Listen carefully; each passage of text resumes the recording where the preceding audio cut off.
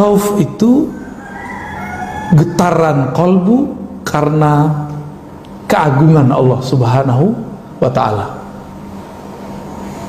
Kenapa kita merasakan orang-orang yang pernah nangis menyebut nama Allah, itu rasa tangis itu, rasa getar di kolbu itu tidak akan pernah hilang. Tidak putus asa. Jangan pernah putus asa dari maksiat. Jangan juga kegeeran kalau taat gitu ya, kepada Allah. Maka semua di alam semesta akan segan kepadanya, kecuali jin dan manusia yang durhaka kepada Allah. Pernah merinding nggak kalau berzikir? Atau merinding di saat ada ta'lim-ta'lim yang membuat kita ingat kepada Allah? Jika antum merasakan itu, maka pada saat itu tahatat zunubuh, dosa-dosanya gugur seperti gugurnya daun-daun di musim gugur.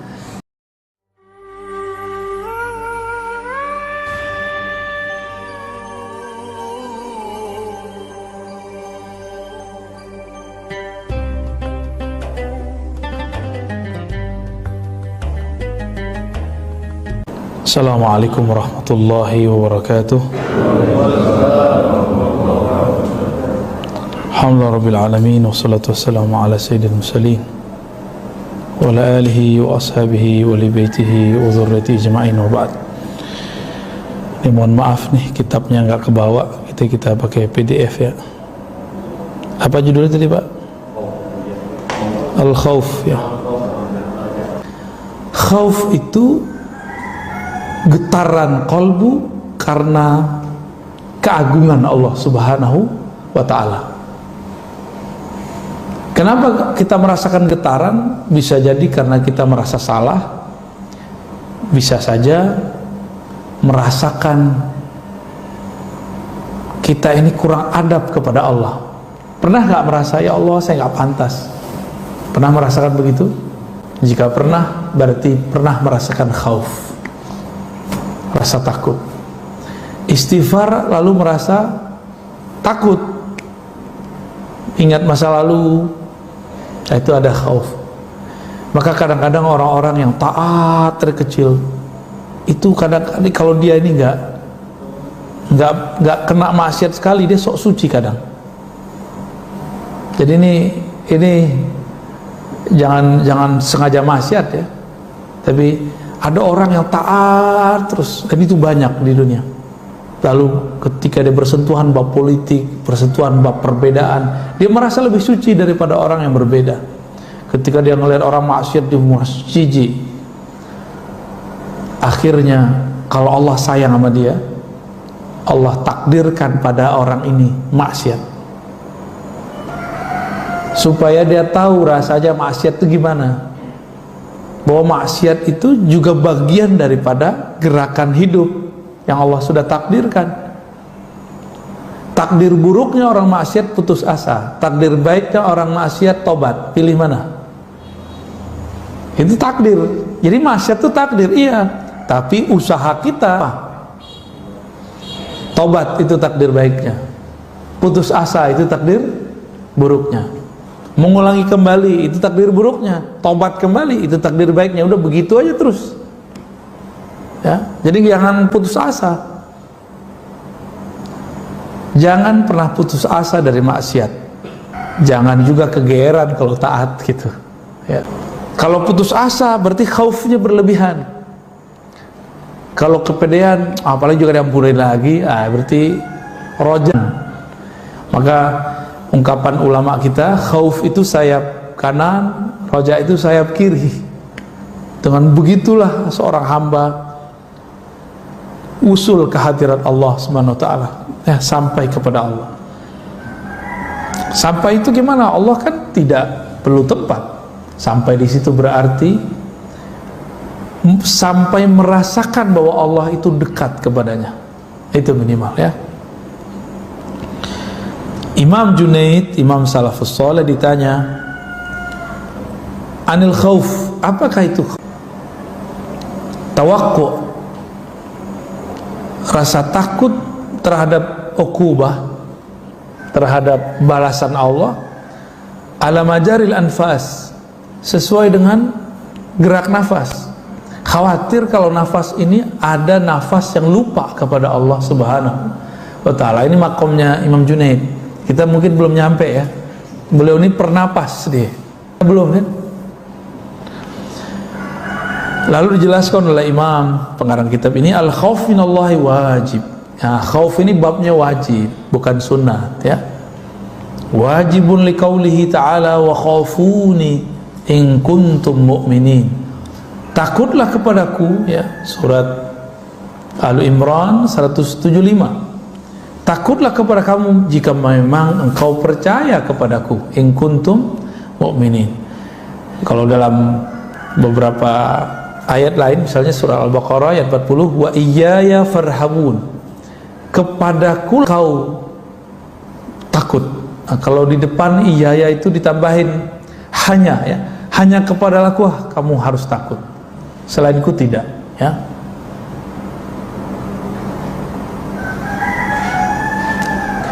Allah itu memuji para nabi, para wali dengan rasa takut itu. Wa yad'unana raghaban wa rahaba. Mereka berkami dengan penuh rasa harap dan rasa takut. Harap diterima, takut ditolak. Nah, itu maksud juga ya. Wa yakhafuna rabbahum min fawqihim. Mereka takut kepada Allah min fawqihim. Nah, ini orang menjadikan ayat ini dalil bahwa Allah di atas. Pada min fawqihim, dari atas mereka, itu nggak mesti berarti Allah di atas. Karena kata fawq bisa berarti seperti dalam surah Al-Baqarah, innallaha la yastahi ay yadriba masalan ma ba'udatan fama fawqaha. Kata fawqa itu artinya yang lebih kecil daripada ba'udah. Ba'udah artinya nyamuk ya.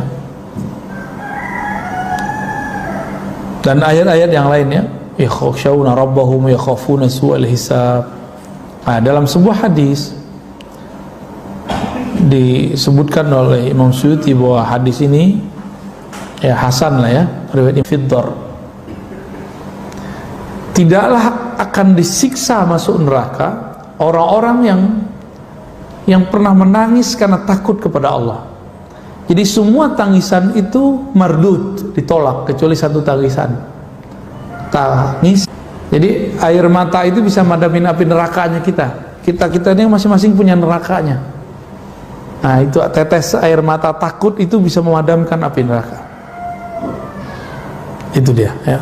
Kenapa? Karena neraka itu milik Allah. Allah menyebutkan neraka sebagai simbol daripada siksanya, jalalnya. Siapa yang nangis di situ terlihat ada jamalnya Allah, rahmatnya Allah Subhanahu wa ta'ala. Bagaimana Nabi mengilustrasikannya? Tidak akan masuk neraka, tidak akan disiksa orang yang takut kepada Allah lalu nangis sampai air susu ke dalam susunya. Bisa nggak air susu balik? Nggak pernah bisa ya, nggak pernah bisa. Sekali keluar ya udah nggak bisa masuk lagi. Berarti selama-lamanya. Nah, ini yang menarik nih. Maka saya nggak percaya ada orang murtad itu kecuali dia belum benar-benar Islam sebenarnya. Orang-orang yang pernah nangis menyebut nama Allah, itu rasa tangis itu, rasa getar di kolbu itu tidak akan pernah hilang. Dia akan ada selama-lamanya. Belajar lewat zohir dulu, batin dulu yang dibenerin. Kalau hijrah, yang dihijrahkan kolbu dulu, bukan zohirnya. Supaya kolbu ini benar-benar bergetar kepada Allah, disebut namanya, maka kemudian ada getarannya, disebut namanya di hadapannya. Ya. Ini banyak orang hijrah, ngaji, tapi apa yang terjadi? Kolbu tambah keras. Sibuk nyalahin orang, berarti nggak ada yang nggak beres di kolbunya itu. Ya. Jadi kalau kita benar-benar mau belajar Islam, mulai dari kolbu, karena Al-Quran turunnya ke dalam kolbu, bukan ke sini. Ini hanya alat untuk memahami, menerjemahkan bahasa-bahasa kolbu. Ya.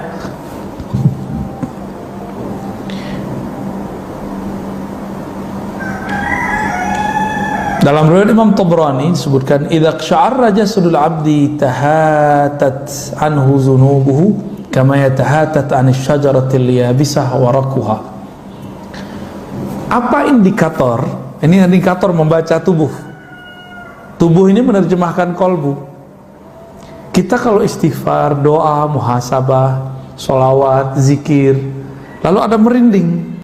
Pernah merinding nggak kalau berzikir?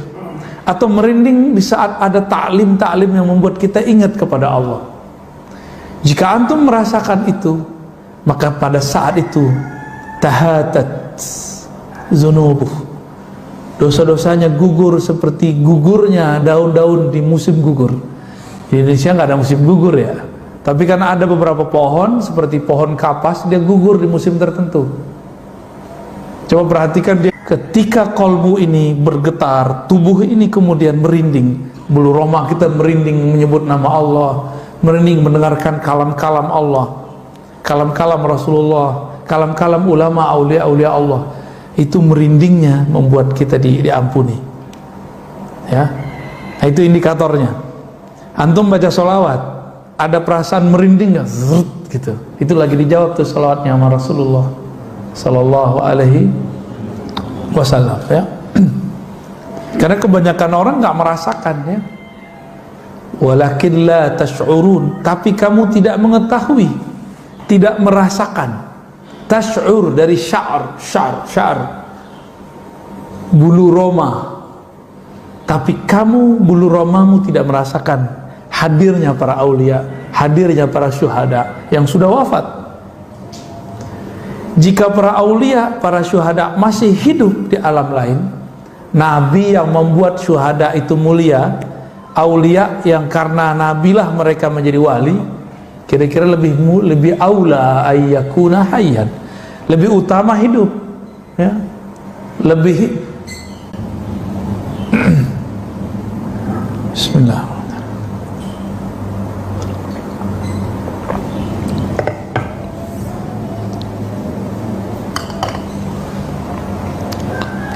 Wa qala sallallahu alaihi wasallam, nah, Nabi mentafsirkan satu ayat, walladzina yutuna ma atau wa qulubuhum wajilah.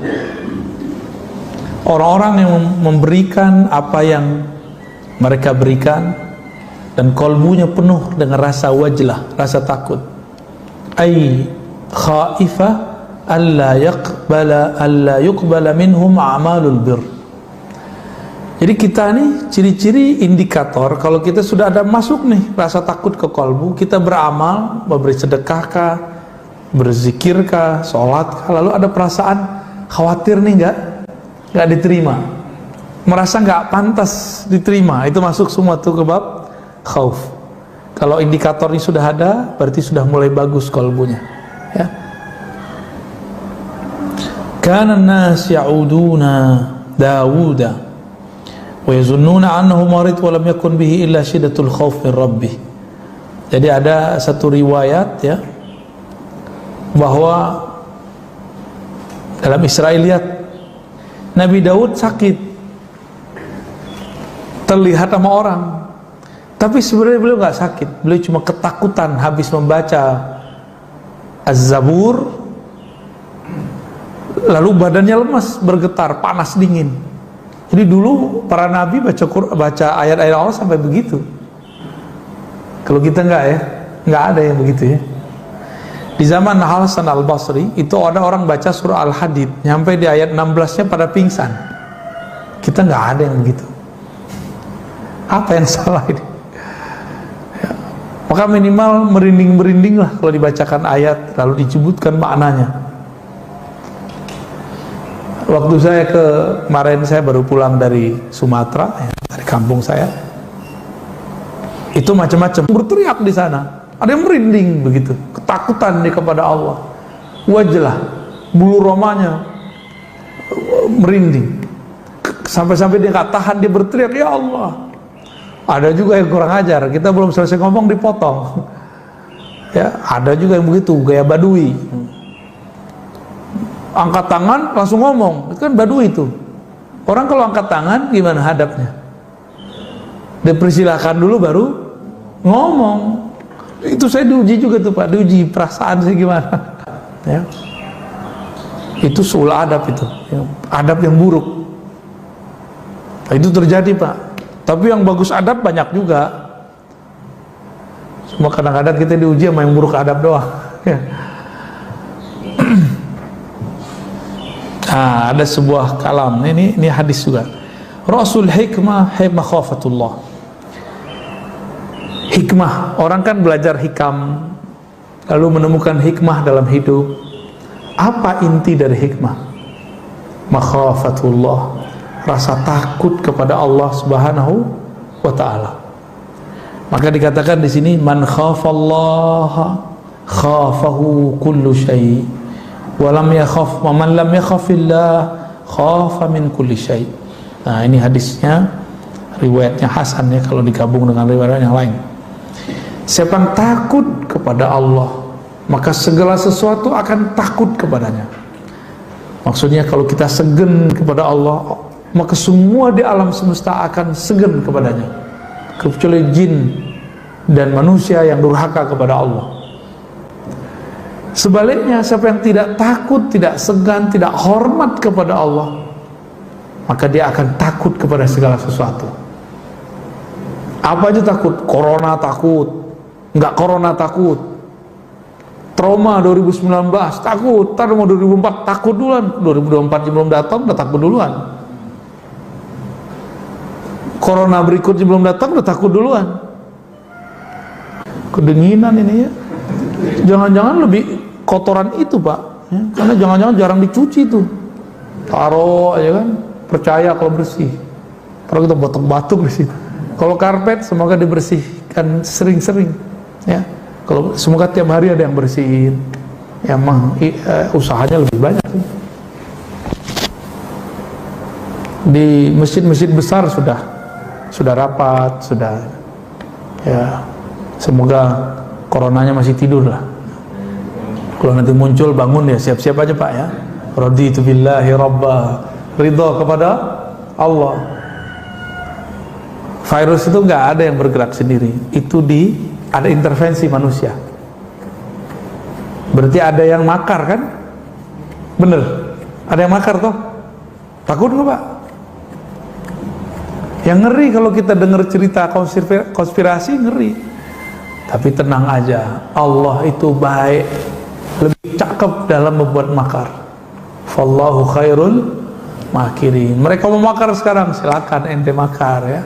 Allah Tuhan kita lebih baik makarnya. Maka kurang-kurangi Pak karbo dari sekarang. Tuh ya, virus itu tumbuhnya lebih gampang kalau ada karbo. Kurang yang manis-manis di badan. Bapak ini hidung manis ya. Itu khairul makirin. Lebih baik makarnya daripada mereka. Tenang aja Pak. Nggak ada namanya orang buat jahat terus dia enak, nggak ada. Ya. May ya'mal syarran wa may ya'mal syarran yarah. Yang berbuat buruk cash kontan dia akan melihat hasilnya. Itu aja. Jadi saya itu udah hilang kadang-kadang rasa khawatir itu untuk masalah-masalah yang gituan. Nah, yang saya takutkan Allah ini terima kita atau enggak, itu aja yang saya khawatirkan.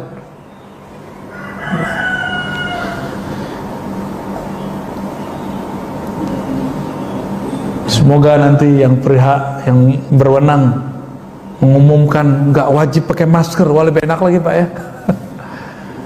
Masker lumayan mahal Pak, udah kaya tuh tuan-tuan masker tuh ya. Bisnis masker udah luar biasa tuh. Allah Subhanahu wa taala tidak akan pernah menjadikan kolbu kita ini ada dua ketakutan, rasa takut. Takut kepada A dan takut juga kepada B, nggak ada ya. Pasti kepada salah satunya. Makanya dalam Al-Quran dikatakan Allah tidaklah menjadikan manusia itu dua kolbu. Kolbu kita satu. Maka rasa takutnya cuma satu. Takut kepada Allah, takut kepada Allah aja. Kita ngomong begini bukan berarti kita nggak waspada terhadap corona. Kepada corona bukan khauf tapi waspada. Bisa bedain? Kita tidak takut corona tapi kita waspada kepada corona. Kepada Allah takut. Bisa bedain? Jangan konyol juga bilang gak usah takut kepada corona, nggak usah waspada. Itu konyol juga tuh. Mengada buktinya orang meninggal kok ya. Kalau antum nggak percaya, nggak masalah. Buktinya ada. Ya, semuanya ada. Jadi kita nggak usah terlalu kemakan teori-teori yang aneh-aneh juga.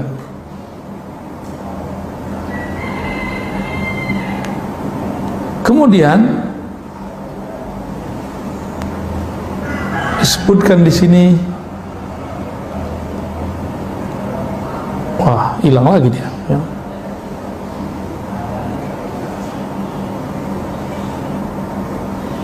Rasa takut ini muncul kalau orang biasanya maksiat, udah itu aja.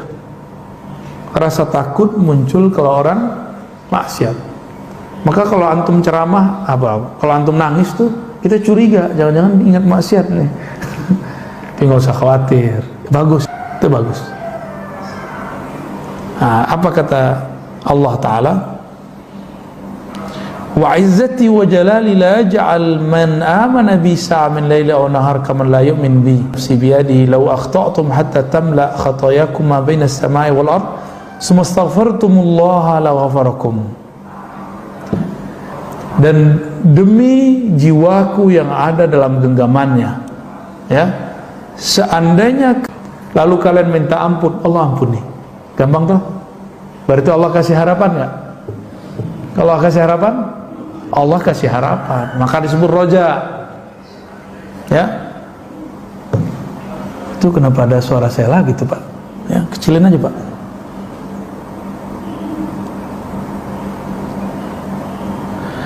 Walau lam tukhti'u laja'a Allah biqaumin yukhti'un summa yastaghfirun fayaghfir lahum.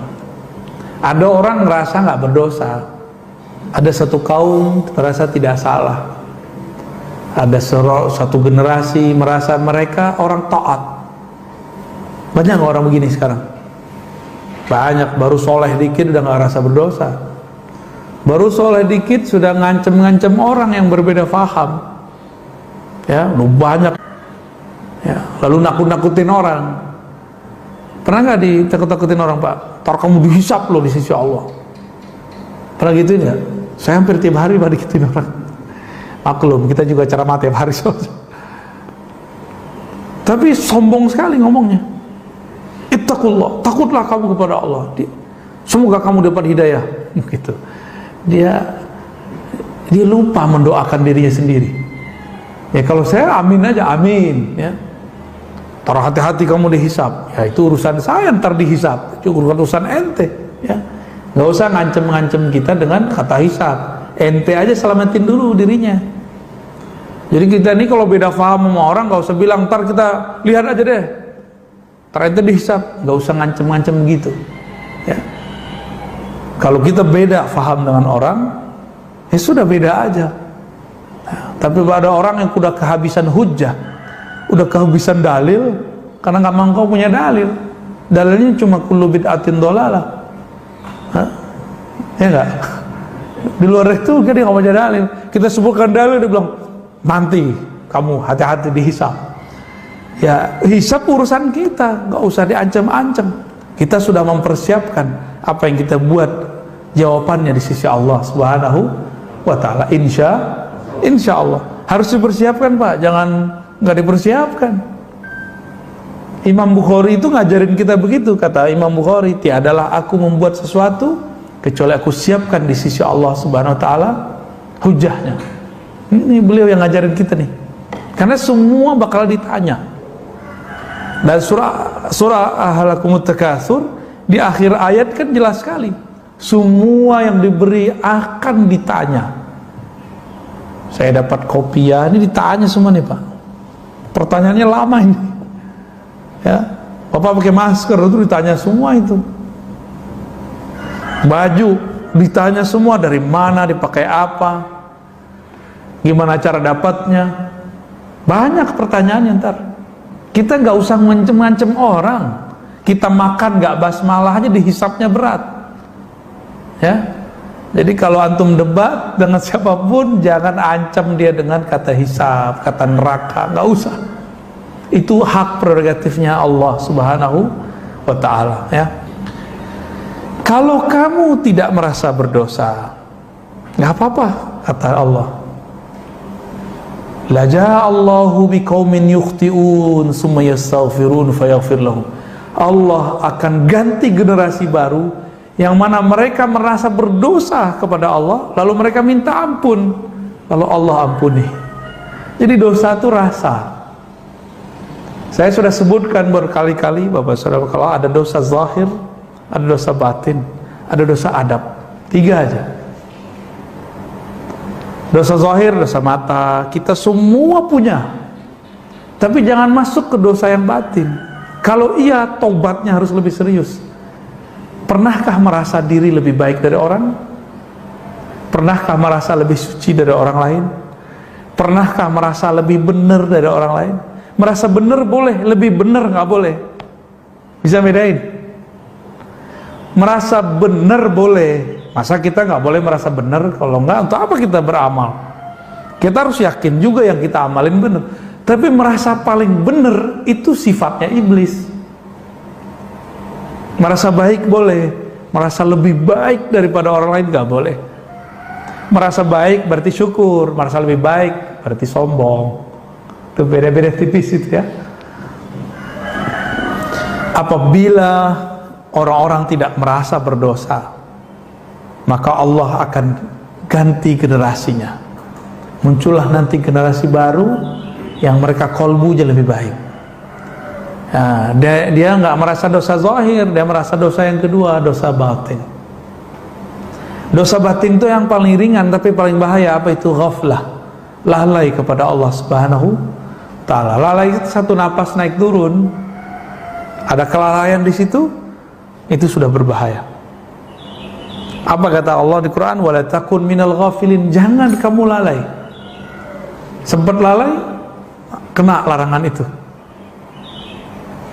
Beriman kekasih Allah, dia merasa bermaksiat walaupun dia nggak perlu korupsi, zina, ngambil hak orang, nyakitin orang, nggak.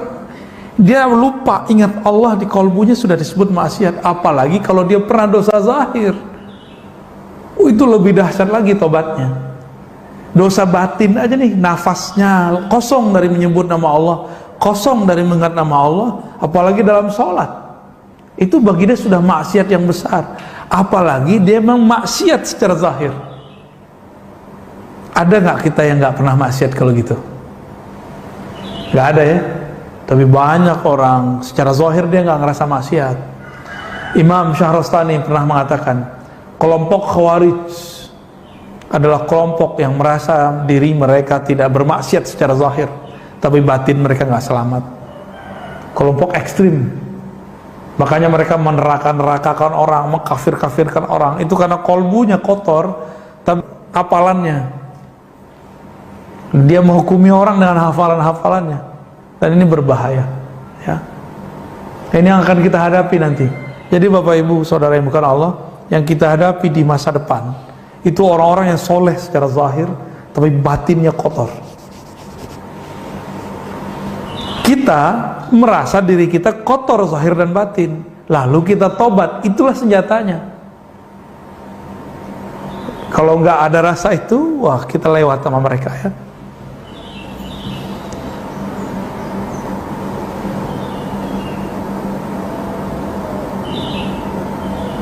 Innama yadkhul jannata man yarjuha.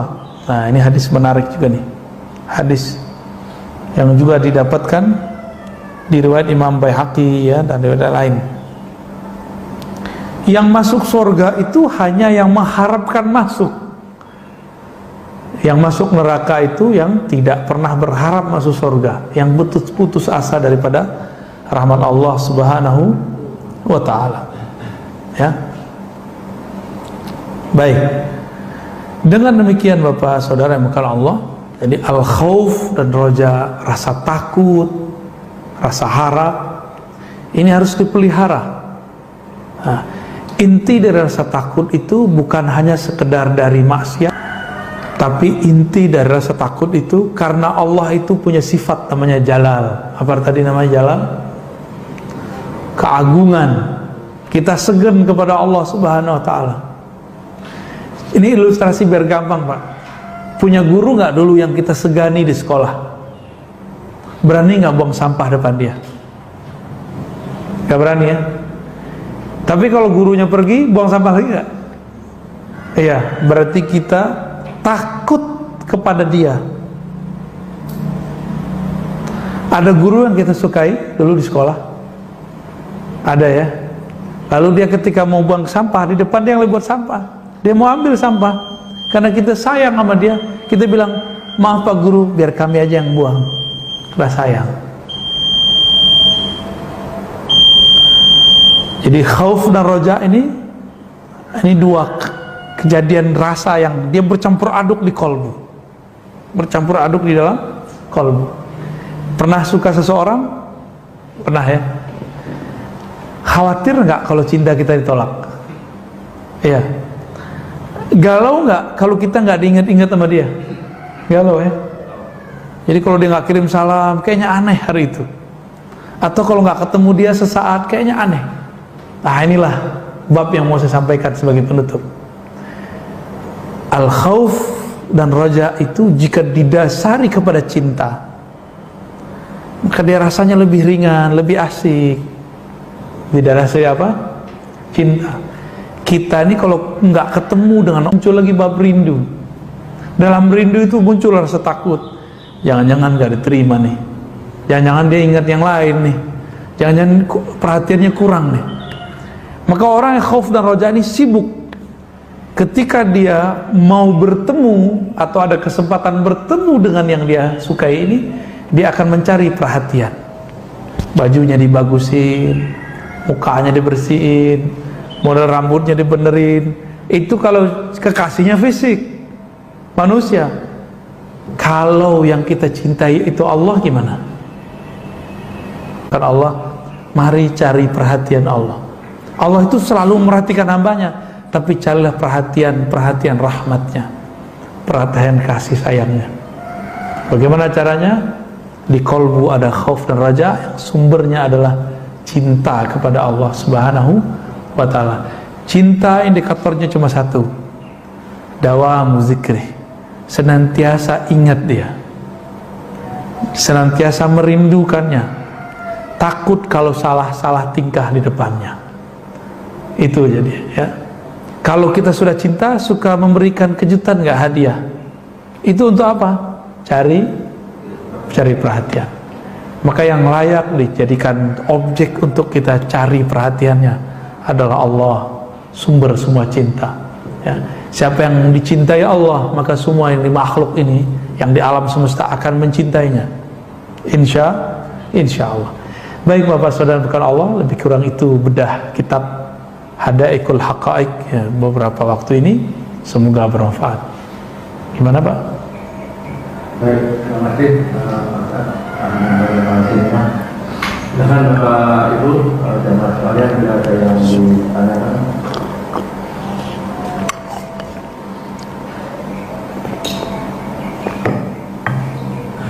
Assalamualaikum warahmatullahi wabarakatuh. Assalamualaikum warahmatullahi wabarakatuh. Assalamualaikum warahmatullahi wabarakatuh.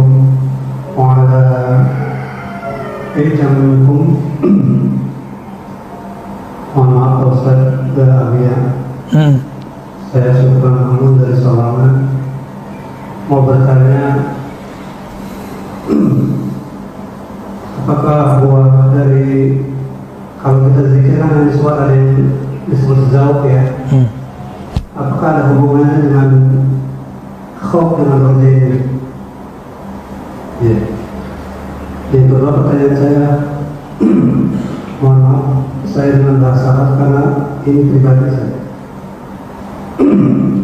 Syukran katsiran ala ilmikum wa la syakka bi ilmikum wa la ubali min ayyi jami'atin kharajtum. Awalan sami'tu min al-akhar, sami'tu qawlan min al-akhar idza dhakara al-dhakirun thumma hatta yakhruja maniyya min dhakarihi hal sahihun aw ghairu sahih, wa ijaba kafa bil sahih wa ghairu sahih faqat. Syukran katsiran. Assalamualaikum warahmatullahi wabarakatuh. Oke.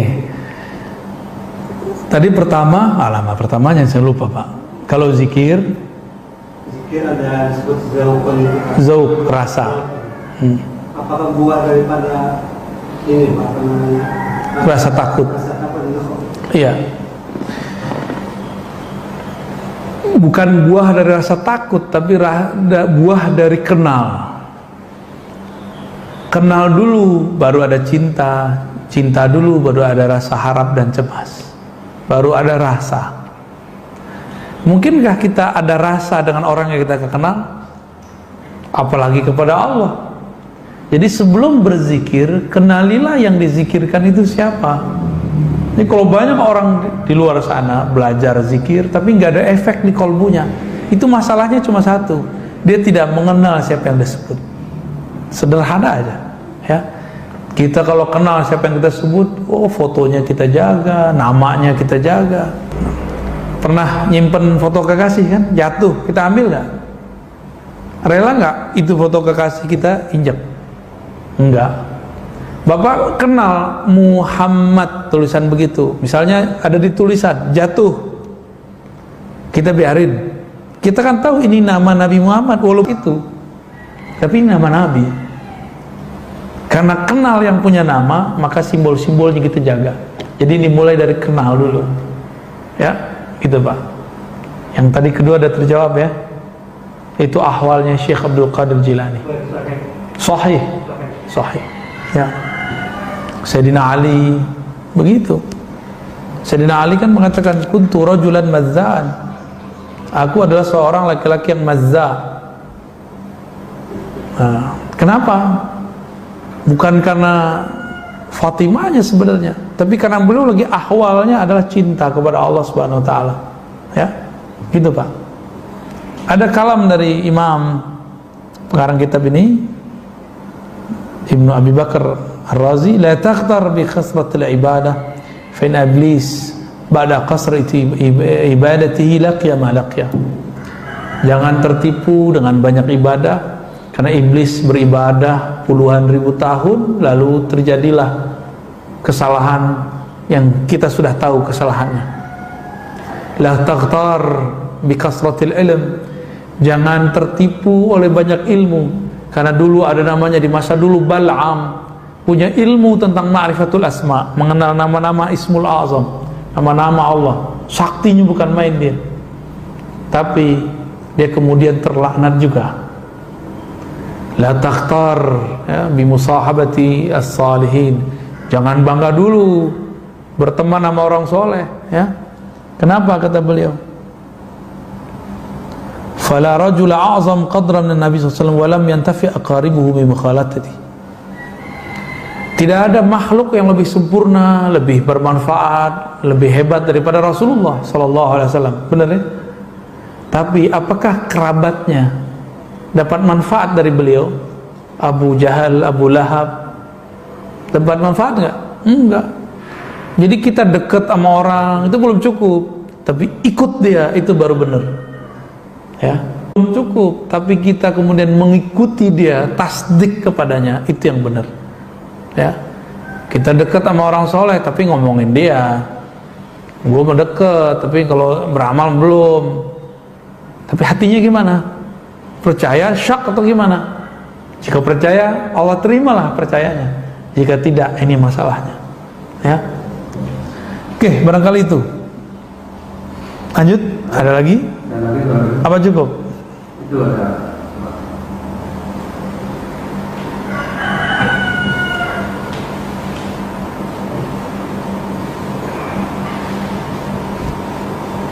Terima kasih. Assalamualaikum warahmatullahi wabarakatuh. Salam.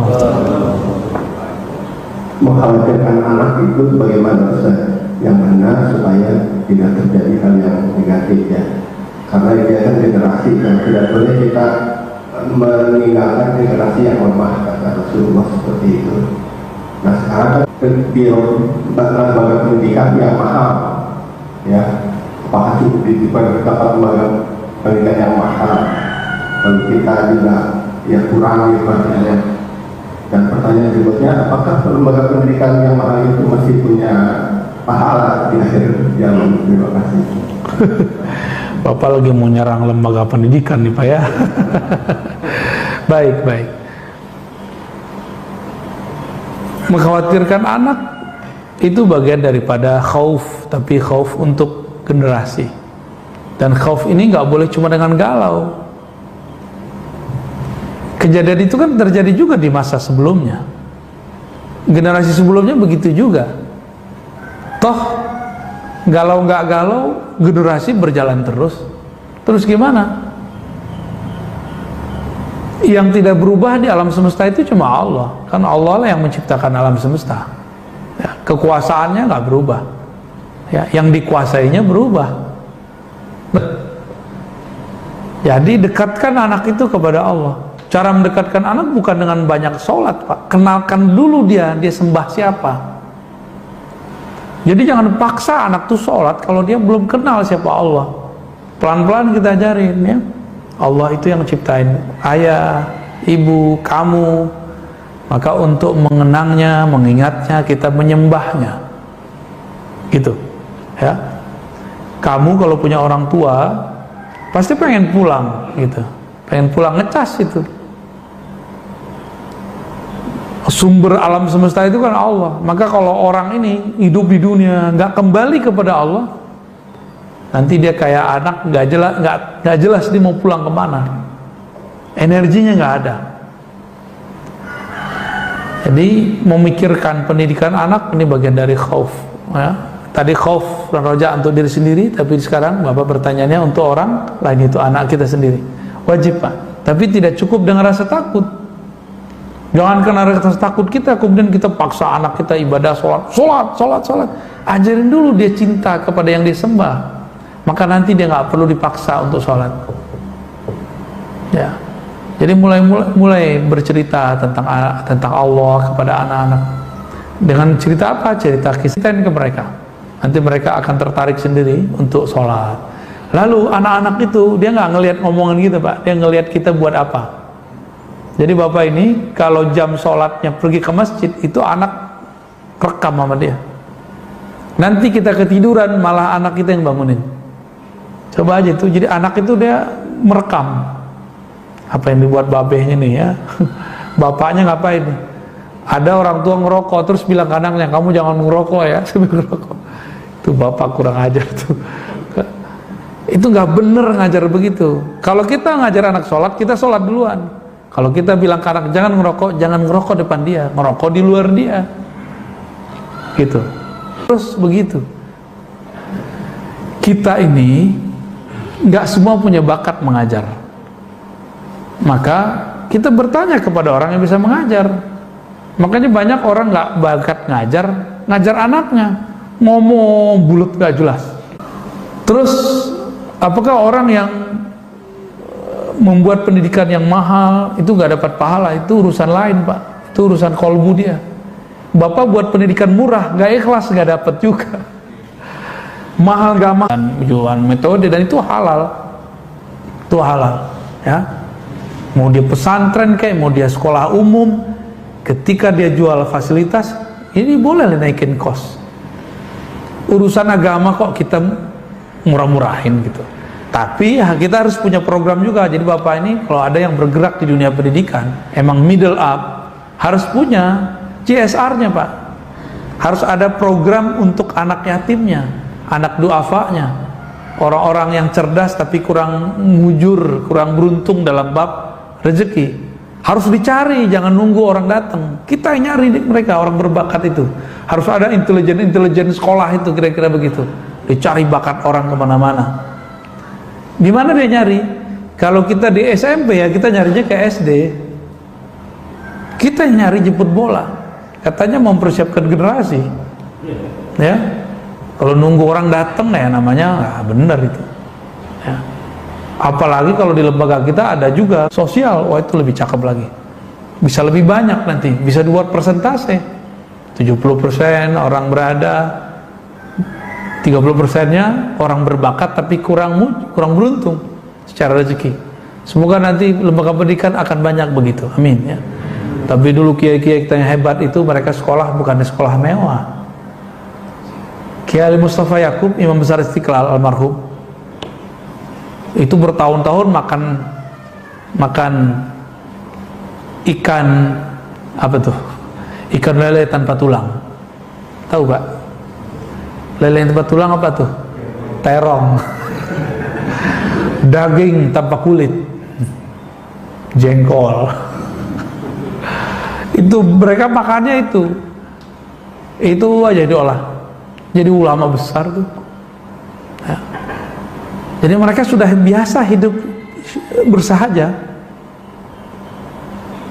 Bapak kalau pergi ke pesantren-pesantren itu ada macam-macam pesantren. Ada yang kelasnya oke, tempat tinggalnya oke, riadoh anaknya kurang, latihan anaknya kurang. Akhirnya kurang tahan banting, jadi manja. Udah kuliah aja masih manja. Beda kalau mereka itu sudah hidup sederhana. Oh, itu hasilnya beda. Ya. Kita nggak nyuruh anak-anak lebih baik. Ya. Itu petuah dari Imam Abdul Hasan Asy-Syadzili. Ya. Gitu ya. Cukup? Ada yang lain.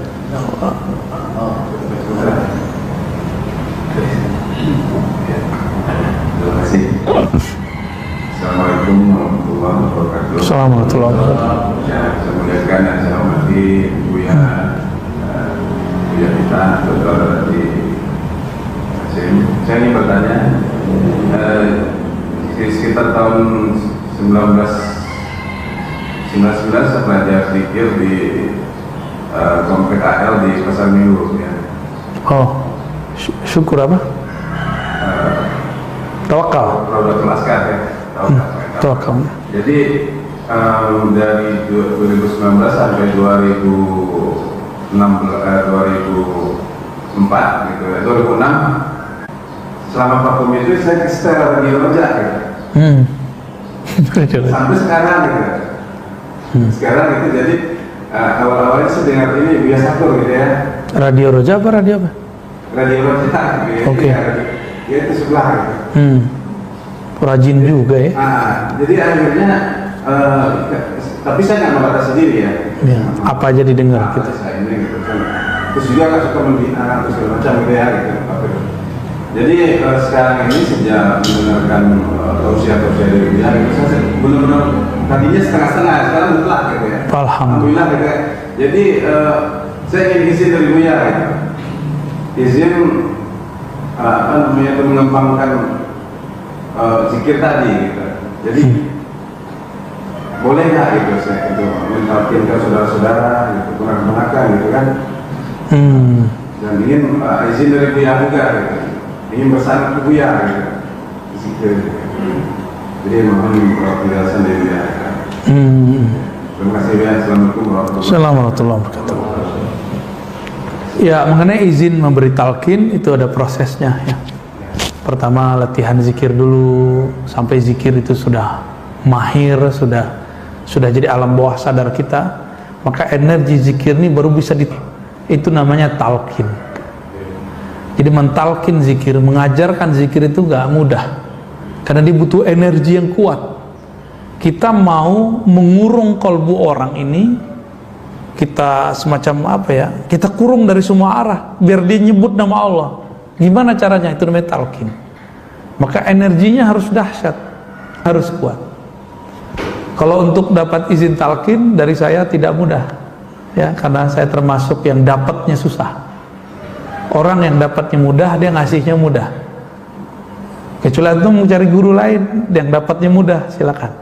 Tapi kalau lewat saya, biasanya dimulai dari zikir khafi, nyebut nama Allah, ada zikir beberapa macam kurikulum, sampai kemudian kepada taraf, ya ayyuhallazina amanu dzkurullaha dzikran katsira. Wahai orang beriman, berzikirlah kepada Allah sebanyak-banyaknya. Baru nggak pakai kurikulum lagi zikirnya.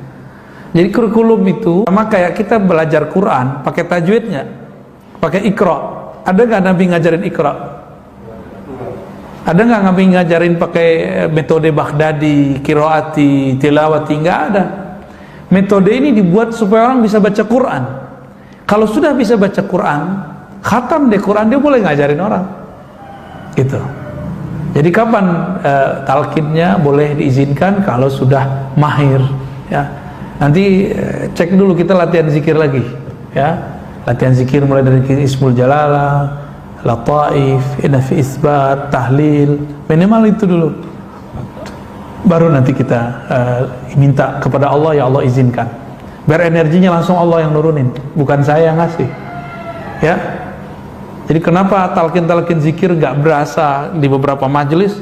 Karena dia mengandalkan energi zikrullah dari kolbunya. Padahal kolbunya tidak selalu ingat kepada Allah. Tapi kalau kolbunya sudah bertawakal kepada Allah, Allah berikan energi, walaupun yang ikut 100.000 orang itu akan zikrullah. Insya Allah. Gitu Bang ya. Online. Satu, apakah masuk usul Allah dan bagaimana agar bisa usul? Kemudian yang kedua, jika berdoa kita tidak berdoa, kita juga salah. Apakah rasa salah bersalah adalah senjata mulia untuk suluk? Untuk apa suluk? Wah, yang nanya orang tarekat deh kayaknya nih ya. Wusul itu rasa kesadaran kepada Allah. Disebut wusul.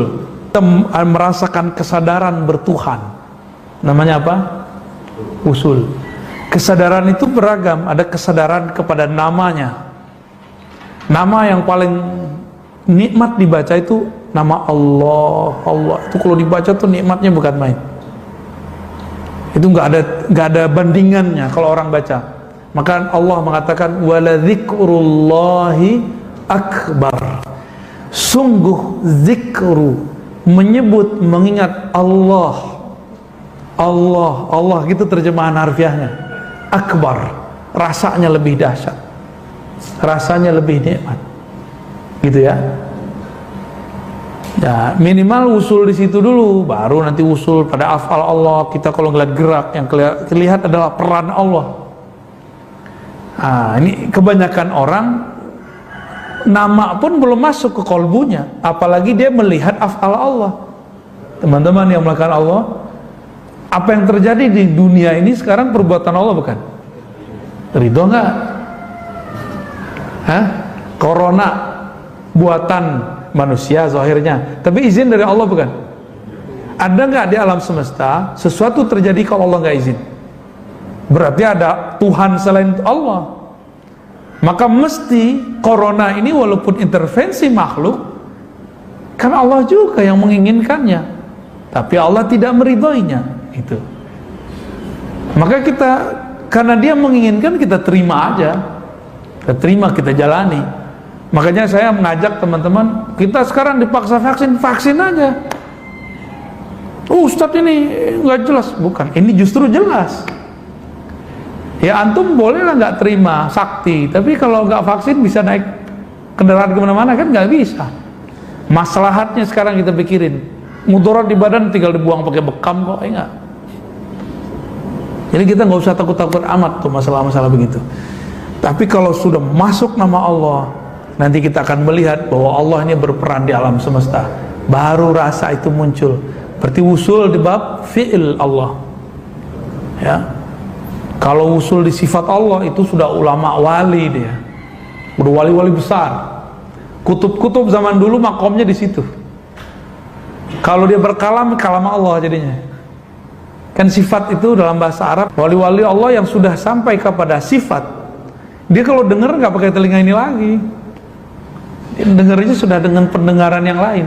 Allah yang memperdengarkan kepadanya. Itu bedanya. Dia kalau belajar nggak berataskan mata lagi, mata membaca, telinga mendengar, tapi lebih dari itu. Mungkin matanya mendengar, melihat, telinganya mendengar yang ada di sekitar, tapi ruhnya sudah melayang sampai ke wilayah lain. Ayat yang sama bisa diterjemahkan lebih dalam daripada orang-orang biasa. Orang kampus jelasin, pusing kita, tapi kalau dijelasin kita merinding-merinding. Nanti bisa ke sana Pak. Ayat yang sama loh ya. Lalu kalau ada merasa tidak pantas kepada Allah, bisakah suluk gitu kali ya? Itu awal suluk kah? Ya itu namanya ahwal, keadaan rohani yang terjadi pada orang yang sedang hendak datang kepada Allah. Ya bagian dari awal suluk sih, boleh. Belum akhir itu, ya. Demikian lebih kurang ya. Semoga bermanfaat, semoga Pagi kita diberkahi oleh Allah dua hal, dengan pagi berjamaah dan pagi mengaji, membaca kitab, mendengarkan ilmu-ilmu tentang ma'rifatullah. Semoga Allah menerima apa yang kita lakukan. Amin rabbal alamin. Sallallahu alaihi wasallam Muhammad. Assalamualaikum warahmatullahi wabarakatuh. Alhamdulillahirabbil alamin. Usai sudah kajian kita kali ini ya sahabat. Mudah-mudahan apa yang disampaikan Buya Arazi tadi bisa bermanfaat untuk kita semua dan menambah ilmu pengetahuan kita, juga iman dan tauhid kita kepada Allah Subhanahu wa Ta'ala. Terima kasih sahabat yang sudah menyaksikan video ini sampai habis, dan bagi sahabat yang sudah mendukung dan mendoakan channel ini, kami ucapkan banyak-banyak terima kasih ya sahabat. Semoga Allah yang membalas semua kebaikannya, dan semoga Allah menerangi hati kita, memurahkan rezeki kita, memudahkan semua urusan kita di dunia dan akhirat nanti, dan semoga Allah menguatkan iman dan tauhid kita sampai kita mati nanti. Amin Allahumma amin. Usikum wa nafsihi bitaqwallah. Wassalamualaikum warahmatullahi wabarakatuh.